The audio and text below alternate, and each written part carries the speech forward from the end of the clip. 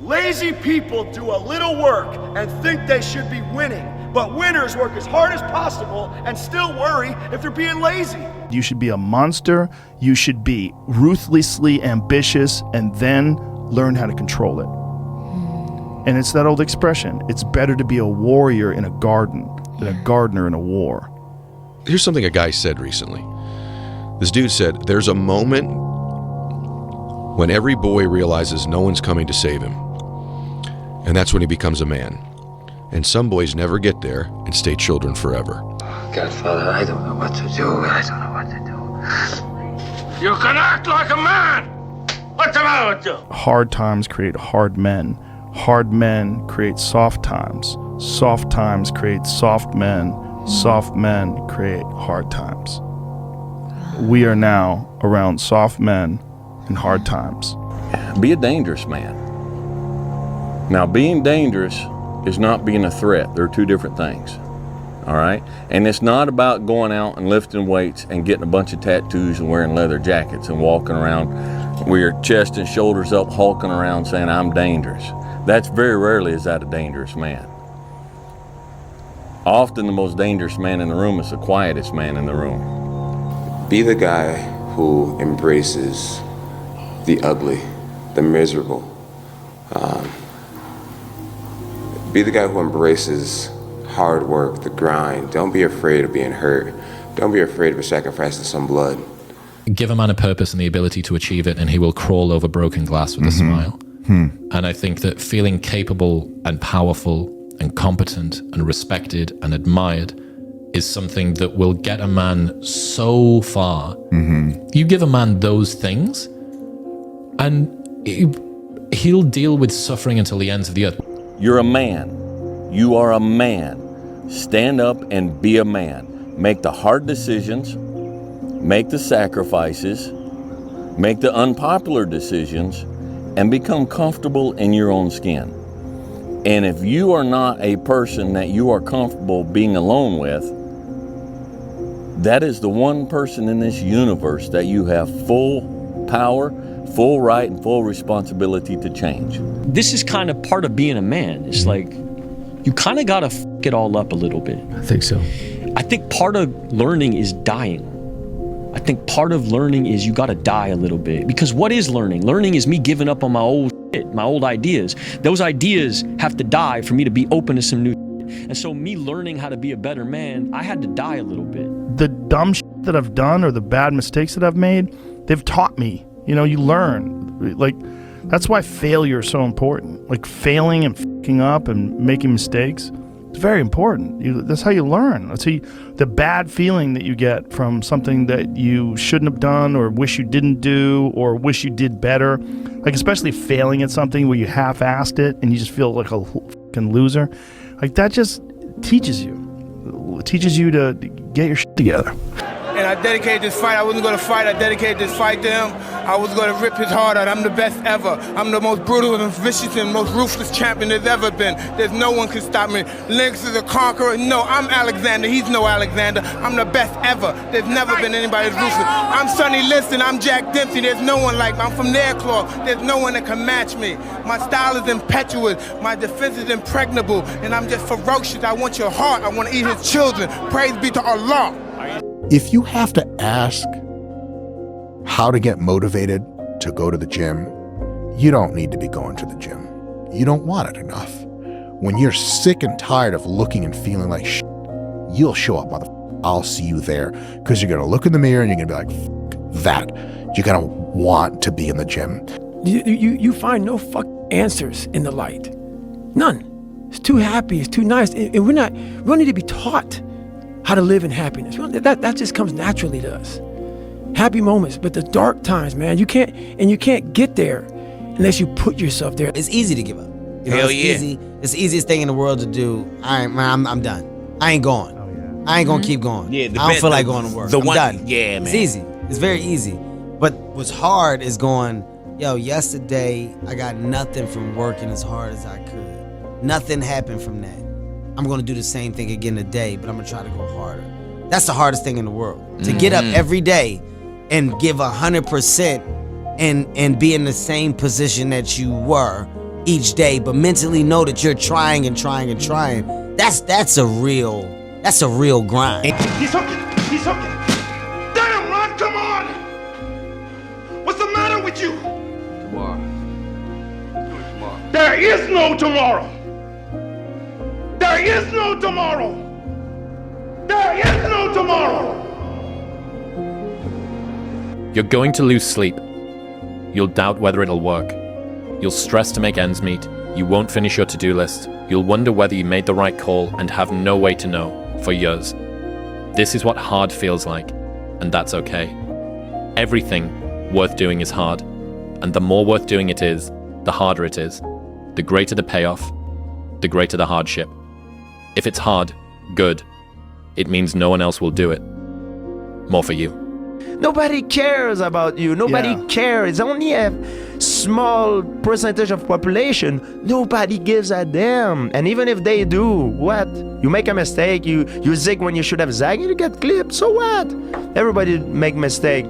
It's hard when you're young to wake up in the off season at 6 a.m. to go train and work out, knowing that all your friends are sleeping in and eating pancakes. It's hard when you're on your way to practice, weighed down with all your gear, and it's 90 degrees out and all the other kids are at the pool or at the beach, and your body is already completely exhausted from workouts in 2-a-days. It's hard to throw, catch, block, and tackle, and hit kids when they're way bigger and way more developed than you, only to go home that night bruised and battered and strained, but knowing you have to show up again the next day for just the chance to try again. But understand this, life is hard. Greatness is not meant for a few chosen people. It's meant for those who persistently pursue their dreams every day and make that choice when they wake up. So, just a mentality, really. Everybody thinks they're a loser. Every young person thinks they're a loser. At least a young person in the situation I was at. I didn't know I wasn't a loser until I started winning, until I started doing martial arts. Martial arts taught me that I could get better at stuff, that I wasn't really a loser. I just was someone who was in a fucked up situation. But you could channel all that energy that you have as a young person into something and get better at it. And then all of a sudden people admired me. I get happier about the harder it is because I know that no one else will follow. It's a selection effect. And I think if you can shift from this is hard to no one else will be able to do this, then it flips from being this thing that you're like, oh, poor me, to oh, poor everyone else who's gonna have to fucking try. Yeah. So I went from being someone who was incredibly insecure and basically a failure to someone who was really successful at this one thing that was very dangerous, that other people were scared of.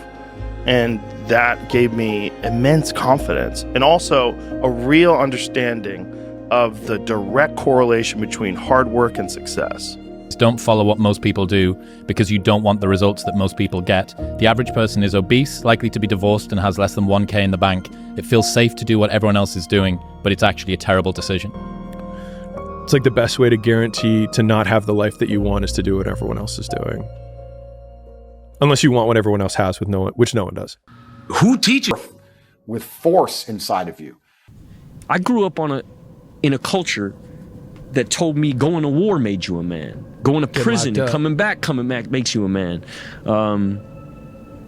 Making $1 million makes you a man, and it doesn't. And you don't know it till you've done all these things and realize, damn, I'm still a little fucking boy. Yeah. Or been around people who've been there a bunch of times. I don't know nothing about being at war like Kevin, but I know a bunch of soldiers that come back and are still fucking little boys. Can't wait to get back out. I know so many dudes can't wait to get back out, Guys that we know, warriors. But even warriors don't make you a man. That's right. I'm obsessed with finding myself now after and not having to prove anything to anybody other than myself and my family, but really myself. And realizing that is enough.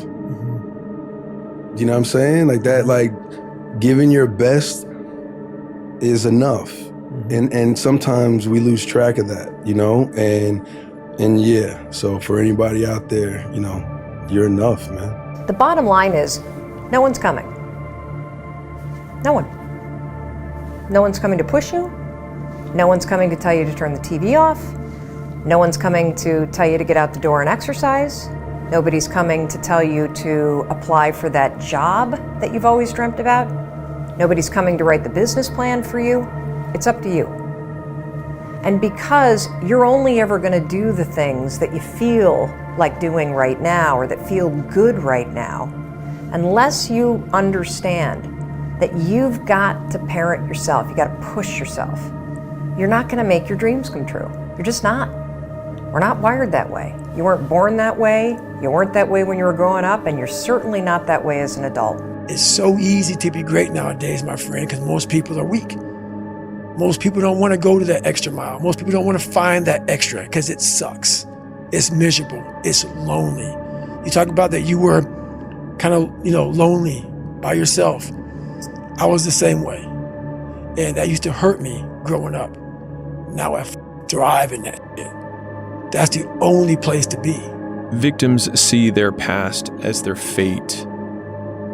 Champions see their past as their origin story. And so a lot of people are living through their origin story right now, or they're living through the very reason that they'll never be successful. As weird of a construct as this is, the past doesn't exist. Just gone. It's not anywhere. And so the only thing that we absolutely have control over is the actions that we take right now. And it's a weird eraser of time to when you really start thinking that it's only exists in chemicals in my brain, but it doesn't exist right now to think about the past that way. But in some ways, it's also very freeing because it means that I get to start with no baggage. And in some ways, for me, it makes the present feel light. Through that struggle, I will now have a better day, and I better fucking do it again tomorrow or do something else, because if I just think, well, tomorrow I'm just going to coast and eat Twinkies and watch TV. Oh, hello, sadness, my old friend. Hello, depression. Because when you're not doing anything, you feel like shit. And that's just a part of being a human being. Yeah. I don't care how good you are in anything. You don't have discipline, you ain't nobody. Right. You're nothing without discipline, because you give up under the slightest struggle without discipline. 100%. Discipline is doing what you hate to do, but do it like you love it. Doing what you hate to do, but do it like you love it. Doing the thing in spite of not wanting to do the thing is discipline, right? You don't need motivation to get yourself up to go and do a thing. Make the promise small, build it up step by step. Know that you are going to have setbacks, and this is my favorite rule from James Clear, which is a habit missed once is a mistake. A habit missed twice is the start of a new habit. Never miss 2 days in a row. There's 10,000 times more going on inside the head of a man than you have any idea.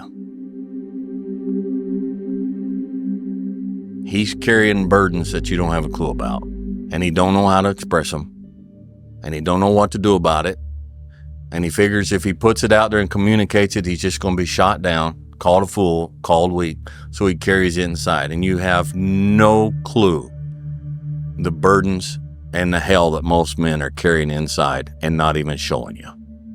If your definition of success is win or lose, giving everything you've got and growing or learning along the way, then you're setting yourself up for success. I really think the biggest cheat code in life is just going after it and not being concerned of whether or not you fail at one specific task. Instead, understanding the big picture, what your long-term goal is, and knowing if you keep driving forward and never fucking quit, in the end you will succeed. The sacrifices that I encourage people to take are not sacrifices I did not make. And I don't say that there's no ways to get there. I'm just saying that this is the way I got there. And if this path works for you, then maybe it works better than what you're doing right now, which is I had a lot of pain. And so I tried to use it. I just used what I had. I was just angry. I didn't want to fail. And so I just kept going. And so there was there just wasn't another option. And so I think that's what I would encourage people to think about, was I didn't allow another option, because the other option was just worse than dying.